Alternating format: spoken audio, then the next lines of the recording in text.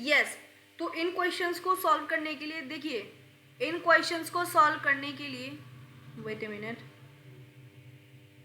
Okay, ये चीज मैंने आपको बता दी थी कि ऑर्डर ऑफ पर्सनल प्रोनाउन 2 3 1 का ऑर्डर जनरल केस में यूज होगा।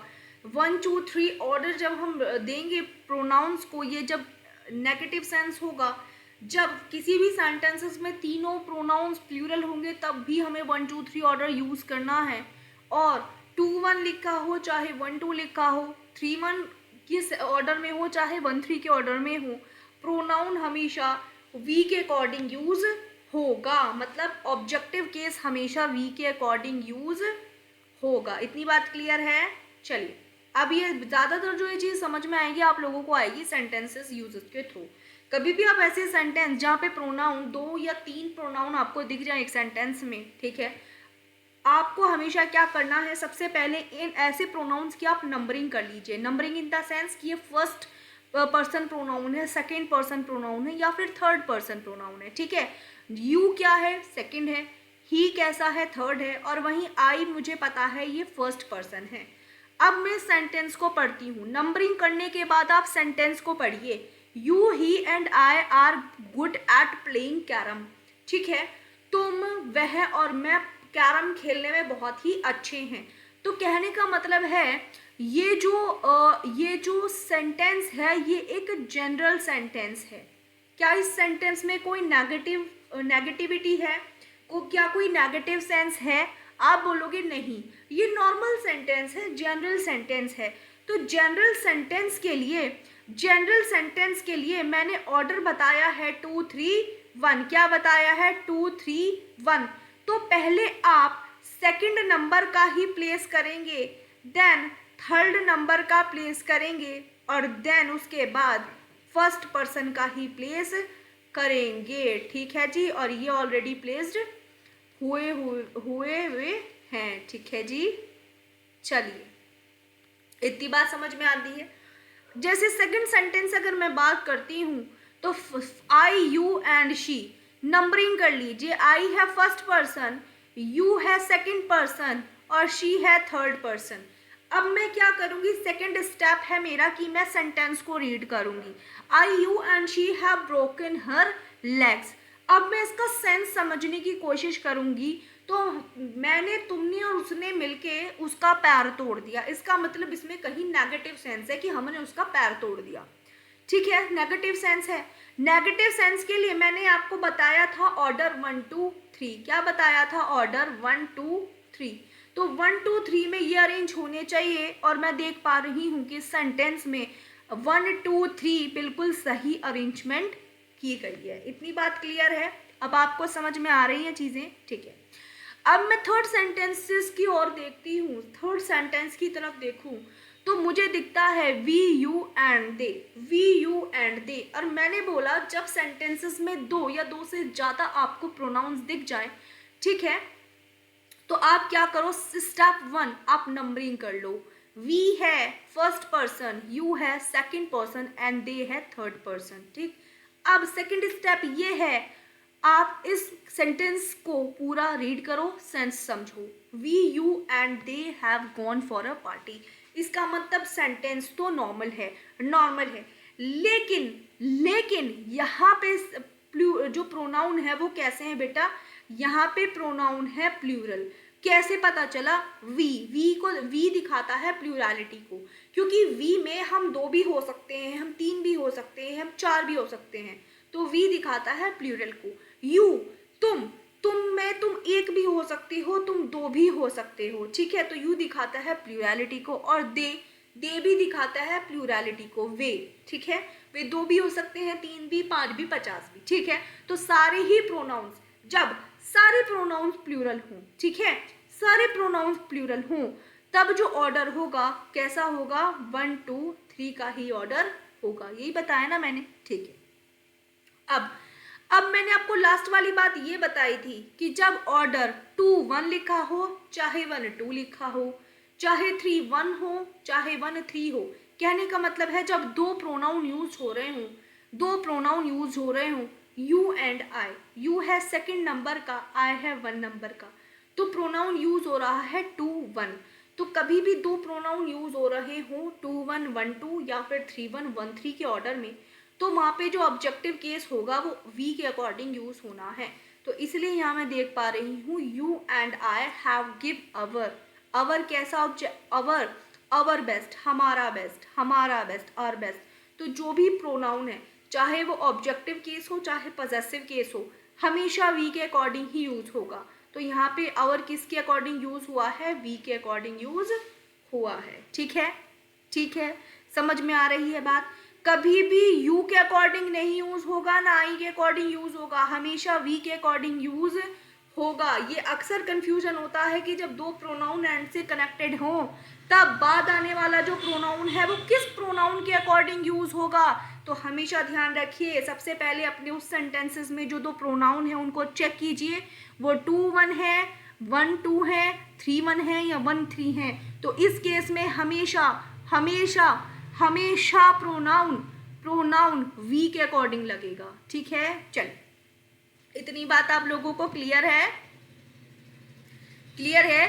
आगे हम जैसे और प्रैक्टिस सेशन करेंगे ना आज, तो उससे और भी क्लियर हो जाएगा। और जैसे मैं क्वेश्चंस का लेवल बढ़ाती जाऊंगी और क्वेश्चंस को बहुत सारे प्रैक्टिस कराती जाऊंगी, आपको चीज़ें और भी ज़्यादा क्लियर होती चली जाएंगी। ठीक है, और मैं आशा करती हूँ आज के सेशन में आपको क्लियर हो गया है। चलिए अब आते हैं हम अपने प्रैक्टिस सेशन पे। ठीक है जी, चलिए आ जाइए जी, बेसिक से स्टार्ट करते हैं ताकि आपको ज़्यादा कंफ्यूजन क्रिएट ना हो। चलो छोटे छोटे पॉइंट से, basic to moderate, moderate to advance. ठीक, चलिए you and dash are both to blame. You and dash, मैंने बताया एंड से पहले क्या है, सब्जेक्टिव है, तो बाद में भी क्या आ जाएगा, सब्जेक्टिव केस ही आएगा। तो क्या लिख दूंगी बेटा, मैं यहाँ लिख दूंगी दे, तो दैम नहीं आएगा, क्या आ जाएगा, दे। सेकेंड आता है nobody but dash can help us in the matter.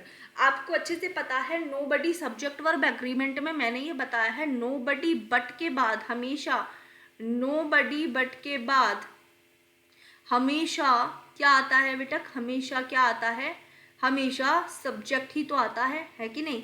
तो नोबडी बट के बाद सब्जेक्टिव केस आता है, क्या आ जाएगा बेटा, ही आ जाएगा। ठीक है, थर्ड अगर मैं देखूं तो थर्ड लेट के बाद, लेट के बाद हमेशा ध्यान रखिए, लेट के बाद हमेशा जो आता है वो आता है ऑब्जेक्टिव केस। कौन सा केस आता है लेट के बाद, लेट के बाद आता है ऑब्जेक्टिव केस, तो लेट हिम आएगा। ठीक है, लेट का एक और केस है, जब लेट के बाद सब दो, लेट के बाद आने वाले दो प्रोनाउन जब एंड से कनेक्ट होंगे उसका अलग केस है, अभी इसी में आगे पढ़ेंगे।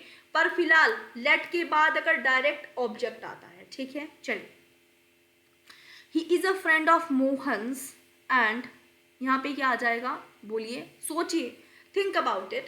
और he is a friend, a friend of, ये मैंने नाउन चैप्टर में ये सेंटेंस फ्रेम आपको, ये जो बिल्कुल सेंटेंस स्ट्रक्चर है मैंने आपको ये कराया है कि मोहन के कई फ्रेंड में से कोई एक फ्रेंड, कराया है ना, ये वाला सेंटेंस स्ट्रक्चर कराया है ना मैंने आपको। ए नाउन ऑफ, नाउन के बाद अपोस्ट्रोफी एस, इसका मतलब हो जाता है कि उसके कई में से कोई एक, यही कराया था ना कि ये इक्वलेंट होता है वन ऑफ प्लूरल नाउन के, है ना।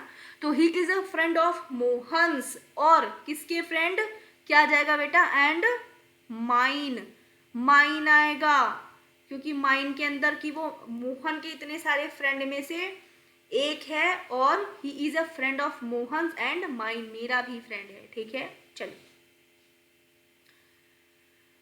ही is a friend of Mohan's and mine, Mohan के फ्रेंड में से भी और मेरे फ्रेंड में से भी, तो माइन में आ गया माई फ्रेंड्स। ठीक है, चलिए बिटवीन यू एंड, आई आएगा या मी आएगा, I am a thief, between you and me I am a thief, between you and me आएगा, आई एम अ थीफ, तुम में और मुझ में से कौन थीफ है, मैं थीफ हूं, तुम में और मुझ में से मैं थीफ हूं। ठीक है, चलिए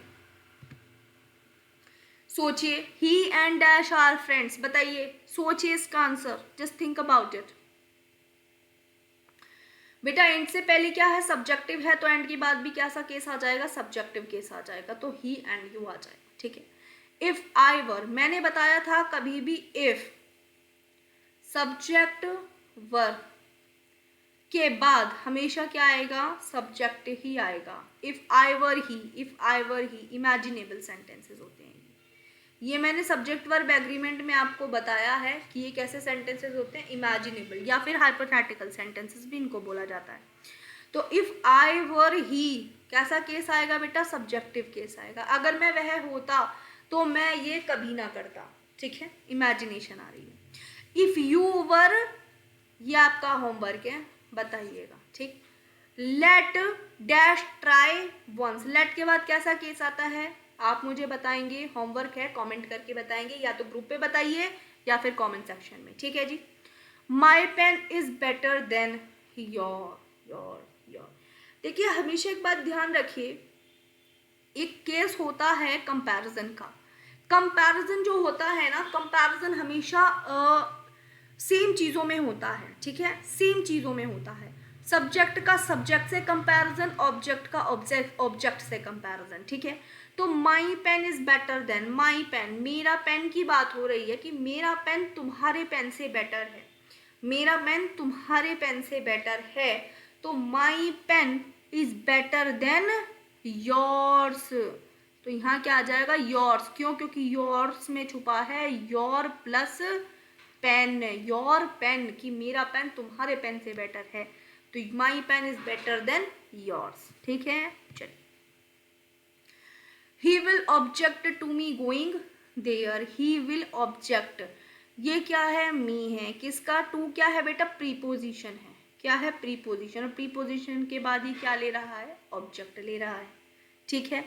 इस सेंटेंस को मैं ऐसे भी लिख सकती हूँ, he will object to my going there, कि वो मेरा वहाँ जाना ऑब्जेक्ट करेगा, ठीक है। क्यों, क्योंकि गोइंग क्या है बेटा, जीरेंड है। मैं पहले बता चुकी हूँ अपने सेशंस में जीरेंड क्या होता है, सब्जेक्ट वर्ब एग्रीमेंट में भी, नाउन में भी, ठीक है। सो जीरेंड क्या होता है, जो क्रिया प्लस ना का सेंस देते हैं, वर्ब में आईएनजी लगवाते हैं, जैसे गोइंग जाना, स्विमिंग नहा तैरना, ईटिंग खाना। सो टू माई गोइंग, मेरा जाना, तो गोइंग क्या हो जाता है, जीरेंड है, तो ये नाउन इक्विवेलेंट बन गया। जब नाउन इक्विवेलेंट बन गया तो ये इससे पहले क्या लग जाना चाहिए, माई, मेरा जाना, माई जाना। तो यहाँ पे क्या हम यूज कर रहे हैं, हम यहाँ पे यूज कर रहे हैं पॉजेसिव केस का, कि मेरा जाना, ठीक है, मेरा जाना वो क्या करेगा, ऑब्जेक्ट करेगा। तो मैं इसको ऐसे भी लिख सकती हूँ और ऊपर वाला भी बिल्कुल ठीक है, ओके। चलिए, I and Jolly chased the thief, I and Jolly chased the, बोलिए, I and Jolly chased the thief. देखिए मैंने कभी भी बताया, कभी भी ऐसे सेंटेंसेस आ जाएं आप हमेशा नंबरिंग कर लो। आई क्या है, फर्स्ट पर्सन है, मैंने बताया किसी का भी नाम वो थर्ड पर्सन में आएगा, ठीक है। और हम थीफ का पीछा कर रहे हैं, हम चोर को पकड़ रहे हैं, तो कहीं ना कहीं एक नेगेटिव सेंस है। कैसा सेंस है बेटा, नेगेटिव सेंस है। जब नेगेटिव सेंस में तो ऑर्डरिंग कैसे होनी है, ऑर्डरिंग होनी है 1 2 3। और यहाँ पे आप देखो एक प्रोनाउन है गायब, तो अब हम क्या लिखेंगे, 1 3 के फॉर्म में लिखेंगे। तो 1 3 लिखा है ना, तो ये सेंटेंस बिल्कुल ठीक है। Now I and you will play, I and you will play, तो आई क्या है बेटा, फर्स्ट पर्सन है, और यू क्या है, सेकेंड पर्सन है। हम दोनों, तुम और मैं खेलेंगे, और सेंटेंस है जनरल। सेंटेंस कैसा है, जनरल, ठीक है। जनरल सेंटेंस में मैंने आपको बताया था सेंटेंस का स्ट्रक्चर क्या होगा, सेंटेंस का स्ट्रक्चर हो जाएगा 2 3 1, यही बताया ना मैंने आपको, देखिए यही बताया ना, 2 3 1 हो जाएगा, है कि नहीं, ठीक है। तो 2 3 1 हो जाएगा। तो इसमें 3 तो है नहीं, तो अब क्या हो जाएगा, 2 और 1, 2 और 1। तो मैं इसे लिख दूंगी you and I will play, ठीक है जी। चलिए, इतनी बात समझ में आ रही है। चलिए, आई अवेल्ड ऑफ द अपॉर्चुनिटी, देखिए कभी भी ये वर्ड दिख जाए ना आपको, अवेल, अवेल हमेशा बाद में क्या लेता है, प्रोनाउन के अकॉर्डिंग, प्रोनाउन के अकॉर्डिंग ये लेता है बाद में। जैसे आई अवेल्ड माई सेल्फ, ठीक है, my self of the opportunity, pronoun के अकॉर्डिंग इसके बाद में हम क्या लगा देते हैं, माई सेल्फ। तो अवेल्ड माई सेल्फ, जैसे अगर यहाँ पे होता शी अवेल्ड, शी होता तो मैं यहाँ यूज कर देती हर सेल्फ, हर सेल्फ। ही होता तो यूज कर देती हिमसेल्फ, ठीक है। तो आई लगा है तो मैं यूज करूंगी माई सेल्फ। तो अवेल के बाद, अवेल के बाद myself, herself, himself, according to the pronoun ये वर्ड यूज किया जाता है। इतनी बात क्लियर है? चलिए, now I hate him smoking too much, I hate him smoking too much, ठीक है। तो आई हेट, किसको किसको हेट करती हूँ? स्मोकिंग का, किसका? उसका स्मोकिंग को किसको हेट करती हूँ मैं? आई हेट हिज स्मोकिंग, उसकी स्मोकिंग, तो पॉजेसिव केस आएगा, ठीक है। मैं किसको हेट करती हूँ? उसकी स्मोकिंग को, ठीक है। हिज स्मोकिंग, उसकी स्मोकिंग करने को मैं हेट करती हूँ, ठीक है। It is, it is, it क्या है? देखो बेटा वर्ब है, टू बी वर्ब है। कैसी वर्ब है? To be. टू बी के पहले क्या आया? सब्जेक्ट, तो बेटा बाद भी क्या आ जाएगा? सब्जेक्टिव केस, क्या हो जाएगा? I. It is I, it is I who am to blame, ठीक है। और आप हमेशा जान लो, it is I who am to blame, whom relative pronoun है, और रिलेटिव प्रोनाउन के बाद आने वाली वर्ब उसके एंटीसीडेंट पे डिपेंड करती है। I know you will protect him not me, I know, मैं जानती हूँ तुम उसे प्रोटेक्ट करोगे और मुझे नहीं, नॉट मी आ जाएगा, ठीक है। चलिए, क्यों? क्योंकि वर्ब के बाद क्या आ रहा है? ऑब्जेक्ट, ऑब्जेक्ट, कि तुम उसे प्रोटेक्ट करोगे, मुझे नहीं। I suppose it to be, it to be, तो देखिए टू बी से पहले क्या है? टू बी से पहले क्या है? देखिए आई क्या है? सब्जेक्ट है। सपोज क्या है? वर्ब है। इट क्या है? ऑब्जेक्ट है। कैसे पता चला? क्योंकि वर्ब के बाद हमेशा ऑब्जेक्ट आता है। To be, to be, to be use किया गया है। जब टू बी के पहले ऑब्जेक्ट है तो टू बी के बाद भी क्या हो जाएगा बेटा? ऑब्जेक्ट, तो क्या हो जाएगा? हर। समझ में आ रहा है? तो टू बी के पहले ऑब्जेक्ट है तो बाद में भी क्या आ जाएगा? ऑब्जेक्ट आ जाएगा, हो जाएगा her. If you were she, would you go there? अगर तुम वो होती तो तुम क्या जाती? It is he who is responsible for this, ठीक है। लेट अस, हमेशा लेट के बाद कैसा? ऑब्जेक्टिव केस, ध्यान रखिए ये। Let us hide our self, our self, our self, देखिए in the forest. Let us क्या आ जाएगा? बी का ऑब्जेक्टिव केस अस होता है। लेट यू एंड आई, देखिए अब लेट के बाद जो सब्जेक्ट है ना, ये दो सब्जेक्ट कैसे जुड़े हैं? एंड से जुड़े हैं। कैसे जुड़े हैं? एंड से जुड़े हैं। तो let you and I, let you and I go there. अब देखिए यू क्या है? सेकंड पर्सन है। आई क्या है?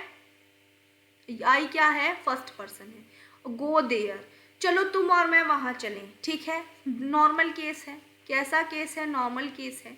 नॉर्मल में मैंने बताया था कि क्या हो जाएगा? 3 2, सॉरी क्या हो जाएगा? 2 3 1, यही तो हो जाएगा ना, यही होगा ना? क्यों? यही बताया था कि नहीं? बोलिए। 2 3 1 यही बताया था ना? कहाँ चला गया ये? तो 2 3 1 हो जाएगा।